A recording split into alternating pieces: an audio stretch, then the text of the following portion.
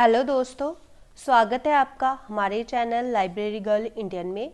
आज की video GST council के बारे में है, जिसमें हम जीएसटी काउंसिल की नेचर, स्ट्रक्चर, फंक्शंस और डिसीजन मेकिंग के बारे में जानेंगे।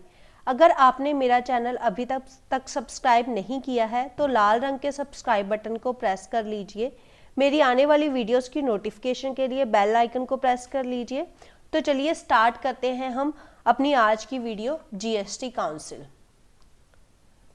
तो let's start with the introduction. Article 279 ने प्रेसिडेंट ऑफ इंडिया को पावर देता है कि वो आर्टिकल 279 के लागू होने के 60 दिन के अंदर जीएसटी काउंसिल का निर्माण करे, और इसी पावर का यूज करते हुए प्रेसिडेंट ने 15 सितंबर 2016 को जीएसटी काउंसिल बना दी। अब जीएसटी काउंसिल है क्या?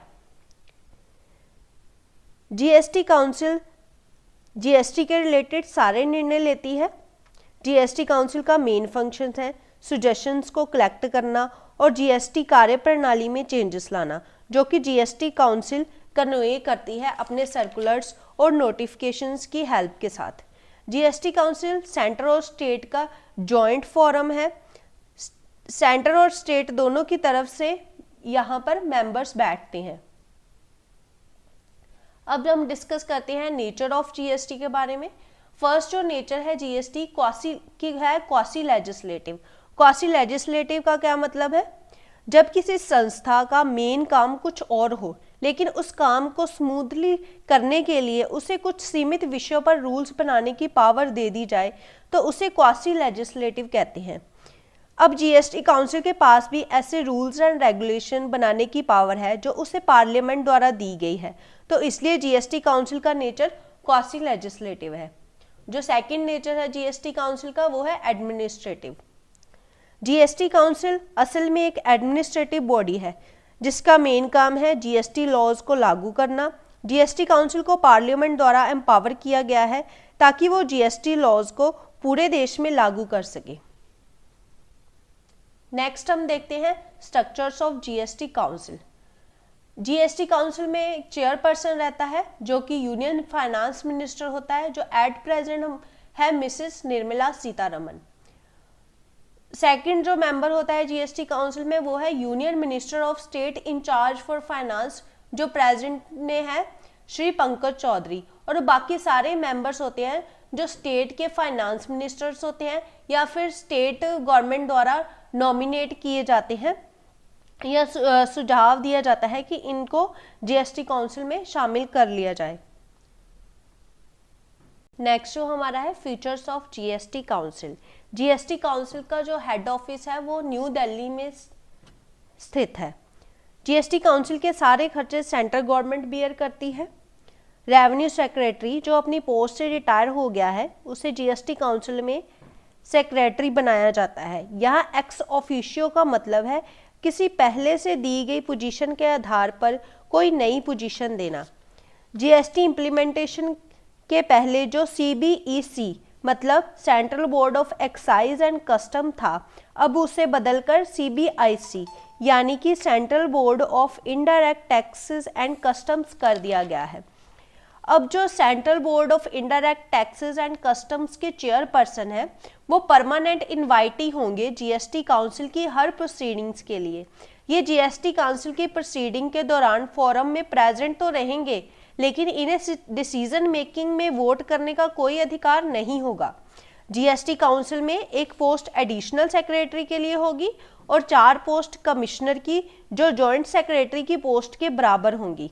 एडमिनिस्ट्रेशन के कार्यों के लिए कोई भी ऑफिसर जीएसटी काउंसिल में शामिल किया जा सकता है अगर सेंटर और स्टेट कोई ऐसा ऑफिसर प्रस्तावित करे या नॉमिनेट करे।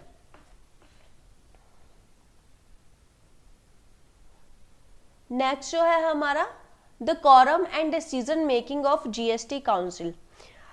जीएसटी काउंसिल की वैलिड मीटिंग के लिए टोटल मेंबर्स के 50% मेंबर्स का प्रेजेंट होना अनिवार्य होगा। और जीएसटी की डिसीजन मेकिंग कैसे होगी?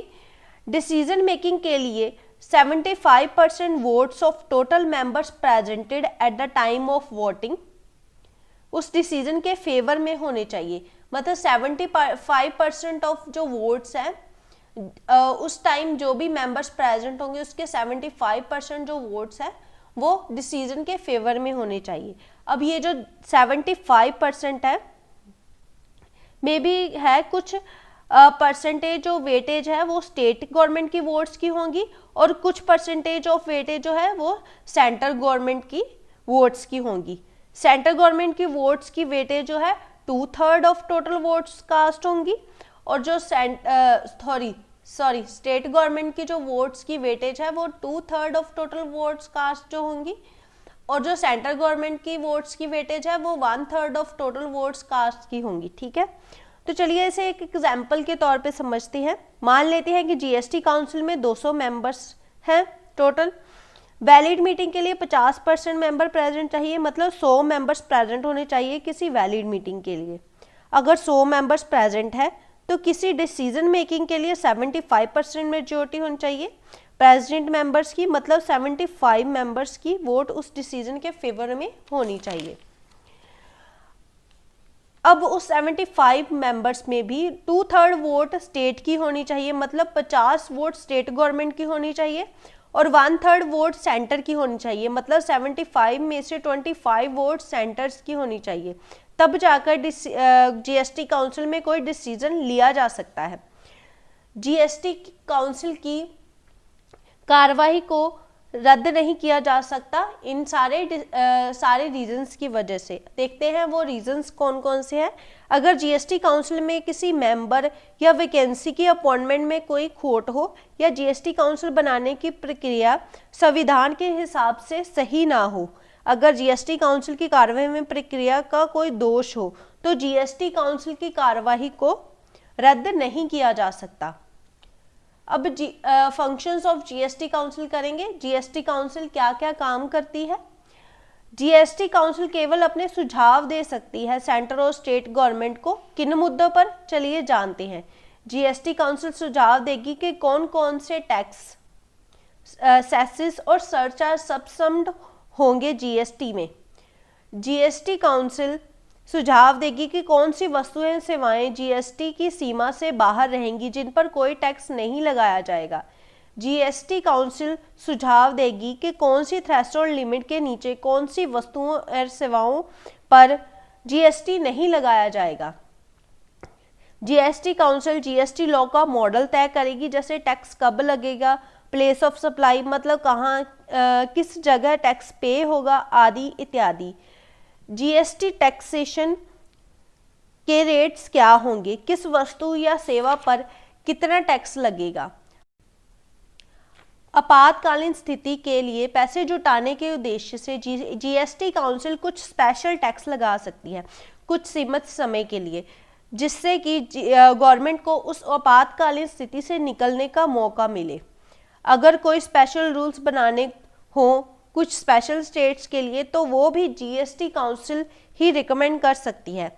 और भी अगर कोई मैटर हो जीएसटी के रिलेटेड उस पर भी जीएसटी काउंसिल अपनी राय रख सकती है। Point to be noted, according to article 279A subsection 4 of Indian constitution, GST council केवल अपने सुझाव सेंटर और स्टेट गवर्नमेंट को दे सकती है, लेकिन जीएसटी काउंसिल स्टेट और सेंटर को अपने सुझाव मानने के लिए बाध्य नहीं कर सकती। Means recommendations of GST council are not compulsory binding on centre and state governments. Centre और स्टेट गवर्नमेंट के पास पावर है कि वह जीएसटी काउंसिल द्वारा दिए गए सुझावों को मान भी सकती हैं और ठुकरा भी सकती हैं, और ये दोनों अपनी लॉ बनाने की पावर का अलग अलग उपयोग भी कर सकती हैं। इसके रिलेटेड रिसेंटली मई 2022 में सुप्रीम कोर्ट की जजमेंट आई थी। केस लो का नाम है union of India versus Mohit minerals private limited. इस केस को हम अपनी अगली वीडियो में डिस्कस करेंगे। तो दोस्तों ये थी हमारी आज की वीडियो। आज आप मुझे कमेंट और लाइक करके बताइएगा कि आपको मेरी वीडियो कैसी लगी। वीडियो अच्छी लगी हो तो चैनल को सब्सक्राइब करना मत भूलिएगा। तो मिलते हैं हम अपनी अगली वीडियो में, तब तक के लिए टेक केयर, बाय बाय, शब्बा खैर, रब रखा। Thanks for watching.